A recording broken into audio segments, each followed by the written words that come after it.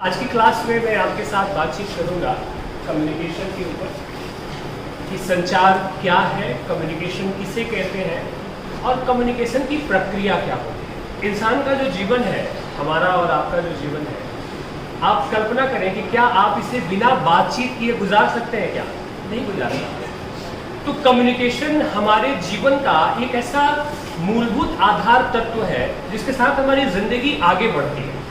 और सिर्फ जिंदगी आगे नहीं बढ़ती है, हम बहुत प्यारे प्यारे रिश्ते बुनते हैं समाज में, परिवार में, दोस्तों के साथ। जो हमारी बातचीत है जिसमें हम विचारों का आदान प्रदान करते हैं, इमोशंस, भावनाओं का जो आदान प्रदान करते हैं, सूचनाओं का जो आदान प्रदान करते हैं, ज्ञान का जो आदान प्रदान करते हैं, इस पूरी प्रक्रिया को हम कम्युनिकेशन कहते हैं। कम्युनिकेशन को हिंदी में संचार कहते हैं।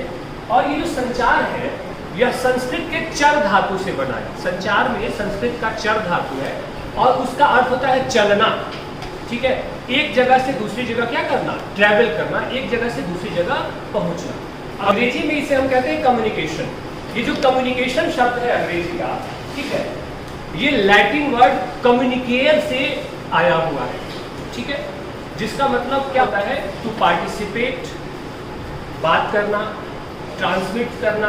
ठीक है, यानी कि विचारों को साझा करना, विचारों का आदान प्रदान। इस प्रकार आप बहुत सरल शब्दों में अगर कम्युनिकेशन या संचार की परिभाषा देना चाहें तो आप ये कह सकते हैं कि एक ऐसी प्रक्रिया जिसमें व्यक्ति व्यक्ति के साथ, व्यक्ति समूह के साथ, जिसमें व्यक्ति किसी दूसरे व्यक्ति के साथ या किसी समूह के साथ सूचना का, ज्ञान का, विचारों का, भावनाओं का आदान प्रदान करता है, उसे हम क्या कहते हैं, कम्युनिकेशन कहते हैं।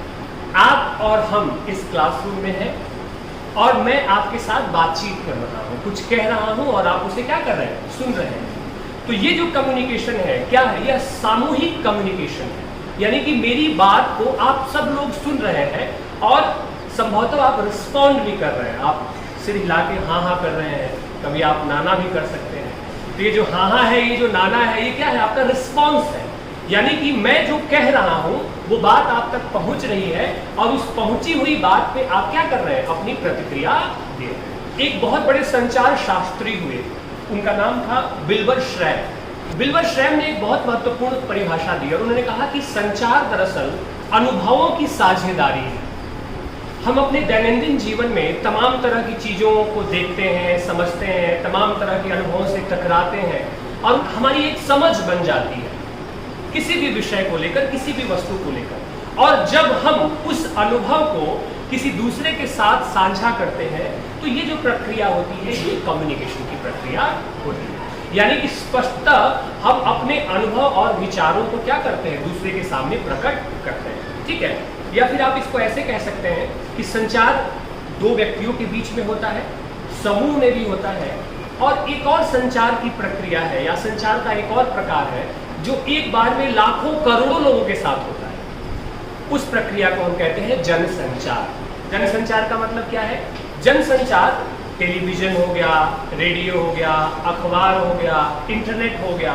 इसमें क्या है, कोई सूचना है, ज्ञान है, कोई विचार है जो किसी इलेक्ट्रॉनिक उपकरण या किसी माध्यम से लाखों लाखों करोड़ों लोगों तक क्या है, वह सूचना पहुंच रही है। लेकिन उसमें क्या होता है कि उसमें तुरंत रिस्पॉन्स करने जैसी कोई बात नहीं होती है, उसमें सिर्फ सूचना आ रही होती है। जैसे कि टेलीविजन, अब टेलीविजन का एंकर है, वो कोई सूचना दे रहा है, तो आपके पास ये स्पेस नहीं है कि आप कहेंगे रुको गलत बोल रहे हो, आप नहीं कह सकते। यानी कि वह सूचना क्या है, एक तरफ से फ्लो बन के दूसरे तक पहुंच रही है। ठीक है, जबकि जब आप सामूहिक वार्तालाप करते हैं, सामूहिक बातचीत करते हैं या दो व्यक्तियों के बीच में जब आप संचार करते हैं तो वहां आप श्रोता भी होते हैं और बीच बीच में क्या होते हैं, वक्ता भी होते हैं। आई बात समझ में? तो कुल मिलाकर के आप कहें कि संचार दो व्यक्तियों, समूहों या व्यापक बड़े जन समुदायों तक सूचनाओं, विचारों, अनुभवों और ज्ञान को किसी माध्यम से पहुंचाने की प्रक्रिया को हम संचार कहते हैं।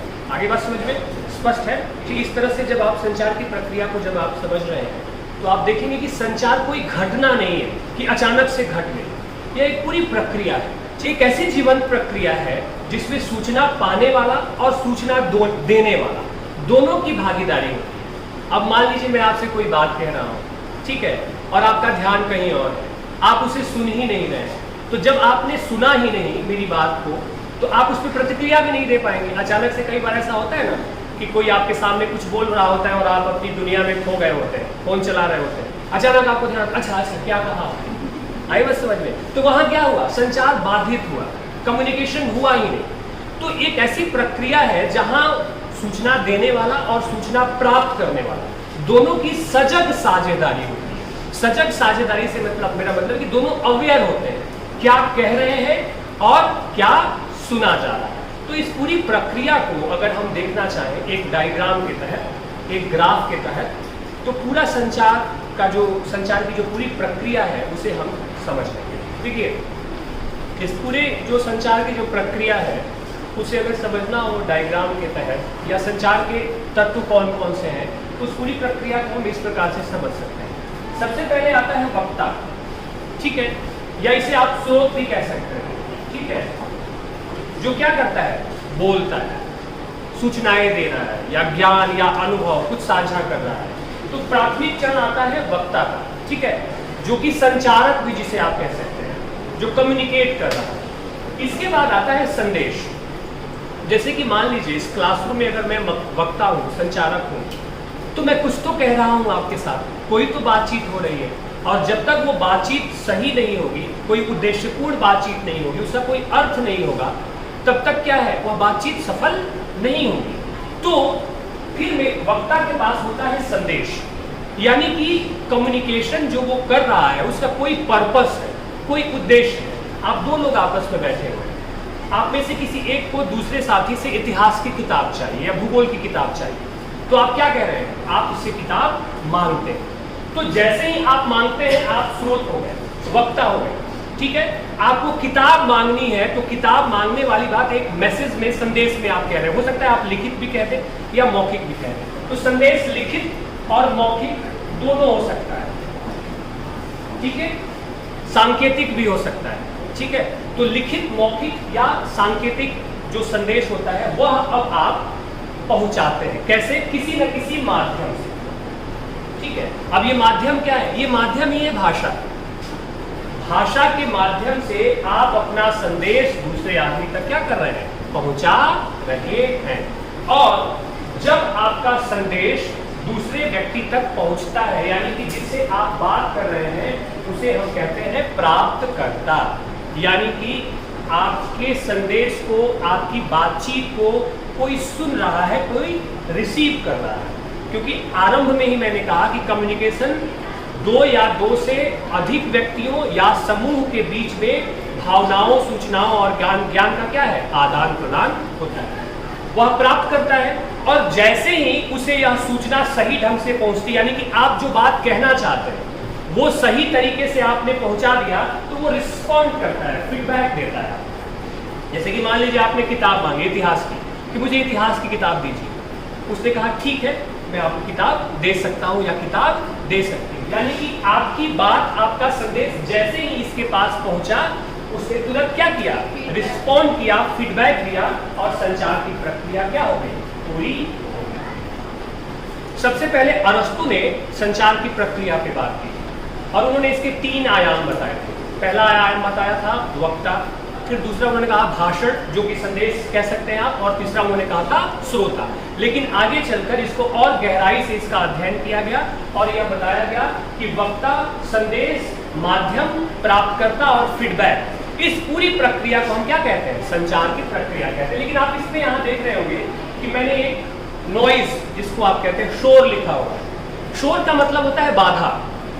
शोर का मतलब है किसी भी कारण से कम्युनिकेशन की प्रक्रिया में अगर बाधा पड़ती है या दिक्कत आती है, तो उस बाधा को, ठीक है ना, उस परेशानी को जिससे कम्युनिकेशन बाधित हो रहा है, उसे हम क्या कहते हैं, शोर कहते हैं। जैसे कि मान लीजिए मैं अस्पष्ट उच्चारण कर रहा हूँ, कोई शब्द मुझे बोलना है जिसका उच्चारण आपको ठीक से समझ में नहीं आया, या पता ही नहीं चला कि मैं क्या बोलना चाह रहा हूँ। हो सकता है कि किसी वजह से आपके कान में बहुत दर्द हो और आप मेरी बात सुन ना पाए, ठीक है, या कोई तकनीकी, जैसे कि मैं माइक से बोल रहा हूँ, कोई तकनीकी गड़बड़ी आई और मेरी आवाज आप तक पहुंच नहीं पाई।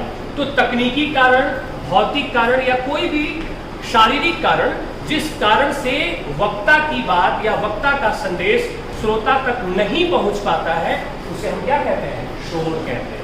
और कम्युनिकेशन में अगर शोर होगा, नॉइज होगा, डिस्टरबेंस होगा, तो कम्युनिकेशन की पूरी प्रक्रिया को हम क्या कर सकते हैं? संपन्न नहीं कर सकते। आई बात समझ में? और इस पूरे प्रोसेस को वक्ता बोलता है, बोलता क्या है? संदेश कहता है, कोई बात कहता है, किसी न किसी माध्यम से कहता है, लिखित माध्यम या मौखिक माध्यम।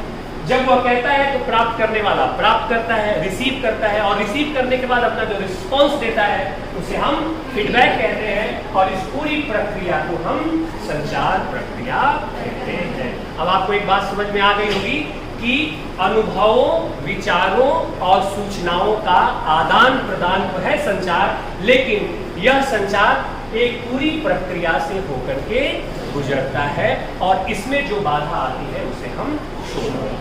आई बात समझ में? स्पष्ट है?